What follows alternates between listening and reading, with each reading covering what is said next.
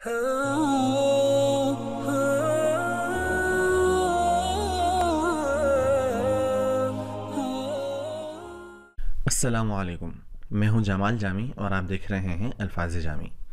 محترم ناظرین، پاکستان میں کووڈ-19 کی دوسری لہر جاری ہے۔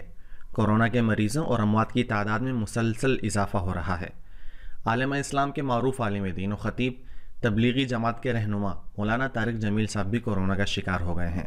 سوشل میڈیا کی معروف ویب سائٹ ٹویٹر پر اپنے پیغام میں مولانا طارق جمیل صاحب نے کہا کہ ان کی گزشتہ کچھ ایام سے طبیعت ناساز تھی، جس کے باعث انہوں نے کورونا ٹیسٹ کروایا، جس کا نتیجہ مثبت آ گیا ہے۔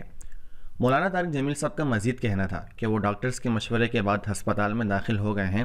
انہوں نے اپنے تمام چاہنے والوں سے خصوصی دعاؤں کی درخواست بھی کی ہے۔ خیال رہے کہ اس وقت پاکستان کورونا کی دوسری لہر کی لپیٹ میں ہے۔ گزشتہ 24 گھنٹوں کے دوران پاکستان میں کورونا کے 3,369 کیسز رپورٹ ہوئے ہیں، جس کے بعد اب تک کے کیسز کی مجموعی تعداد 4,38,425 ہو گئی ہے۔